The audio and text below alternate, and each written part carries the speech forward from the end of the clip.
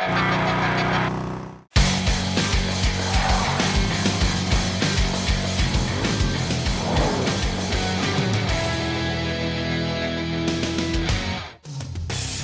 Overdrive today, we bring you the most affordable electric vehicle you can buy in India today.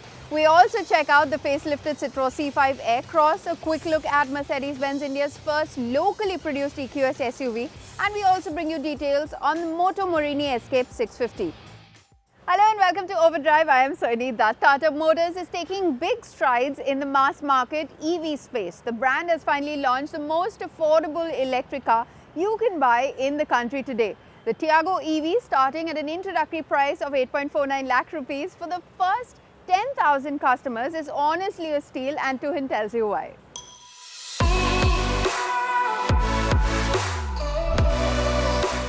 The car you see here, the Tata Tiago EV, is a significant one, not just because it's another Tata EV in the mainstream segment, but because prices start at 8.49 lakhs, which is well below the rupees 10 lakhs that car makers have been trying to breach for a while with EVs, so that this form of mobility can go truly mainstream.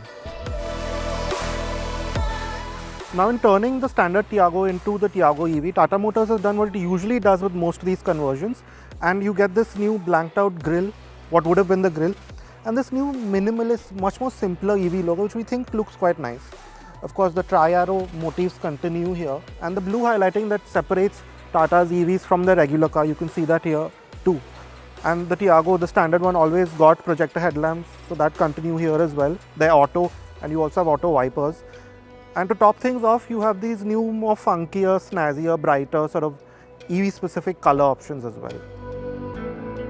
Now, changes to the side of the Tiago EV aren't all that significant, but you do get these hyper-style wheels, which are steel wheels disguised as alloys.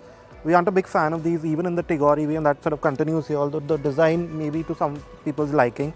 Again, that simpler EV badge, and in this top XZ Plus Tech Luxe version, you also get these contrasting black bits on the mirrors, on the roof, and on the door handles. As for ground clearance, the Tiago EV has about 166 mm, which is 4 mm less than the 170 of the standard Tiago, so you don't lose too much in that regard as well. Now, the only significant way that you can tell the EV apart from the standard Tiago from the rear is with this wide new badging, again in a more minimalistic sort of design. Aside from that, it's near identical to the standard Tiago. Now, the Tiago EV can be had in two battery options. What Tata Motors calls medium range is a 19.2 kilowatt battery pack, good for a 250 kilometers of accredited range. And you get about 61 PS and 104 Nm with that motor.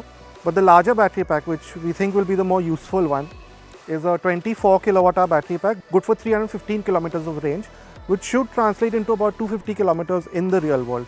That makes 75 PS and 114 Newton meters.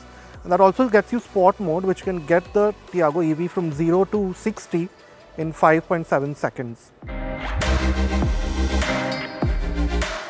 So how do you tell the Tiago EV apart from the regular petrol Tiago? Well, it's the same changes that Tata Motors makes to all the cars it converts into electrics.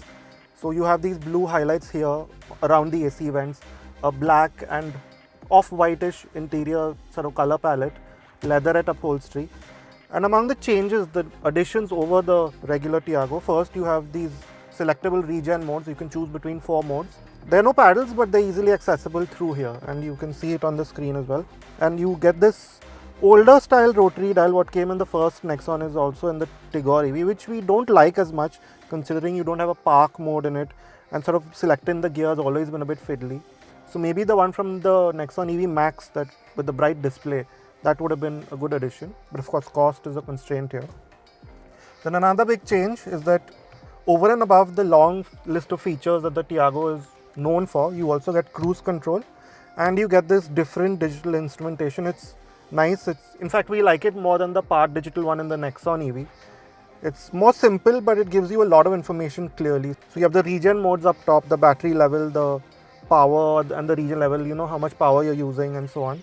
So it's a nice clear instrumentation like on the Tigor EV that continues here as well. Now, the Tiago EV has always been popular because of the amount of features that Tata Motors crams into the small hatchback, and that stays true with the EV version as well. Like we just mentioned, you get even more features. As for what's been carried over, you get standard climate control, which is a good addition. You get this nice 7-inch touchscreen. May not be the best touchscreen, but you still get 8 speakers with Android Auto, Apple CarPlay. You get leatherette upholstery. You get projector headlamps. You get a height adjustable seat for the driver. You get a powered adjustment for the mirror. So it's reasonably well equipped, quite well equipped for the segment it operates in. Now to fit this 24 kWh battery pack into the Tiago EV, Tata Motors has split it into 2 parts, considering the smaller body shell it has to work with here.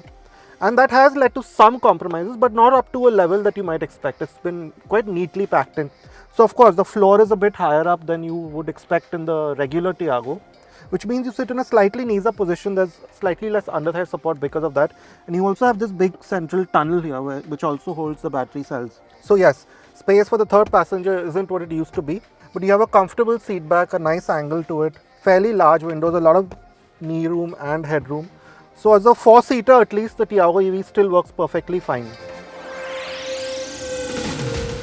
Now one of the compromises that Tata Motors has had to make to convert the Tiago into the EV version that this is in terms of boot space. You get 240 litres and that's without the parcel shelf, which means that longer road trips with all 4 passengers is going to be a bit difficult. Another drawback is that you don't get a spare wheel, which isn't ideal for our conditions, of course. That's because the battery pack, a part of it at least, sits here underneath the floor where a spare wheel usually would be.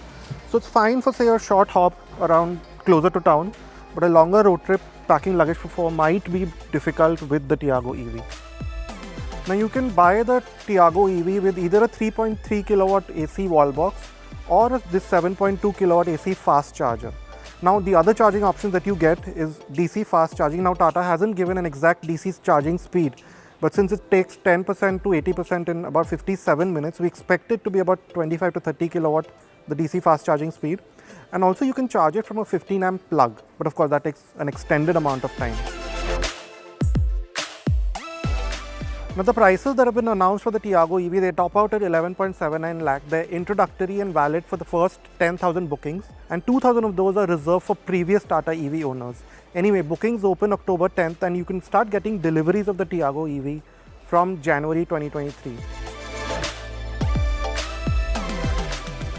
Well, the Tiago EV wasn't the only electric car in news this week. Mercedes-Benz India has launched its very first locally assembled EV, the EQS 580 4MATIC. The first made in India Mercedes-Benz EQS 580 4MATIC has launched in India at an incredible 1.55 crore rupees ex-showroom pan-India.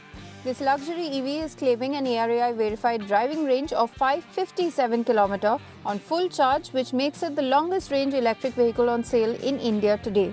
Safety is non-questionable with a 5-star Euro NCAP rating and 9 airbags to keep the occupants safe. There's additional peace of mind with 2 years or 30,000 km service interval and 8 years and unlimited kilometer of battery warranty. Local assembly starts today on the same assembly line that brings together the India-made Mercedes Maybach and the S-Class. We'll let you take a couple of minutes to digest all that information. We'll be back very shortly for an adventurous motorcycle ride from Moto Morini. Stay with us, you're watching Overdrive.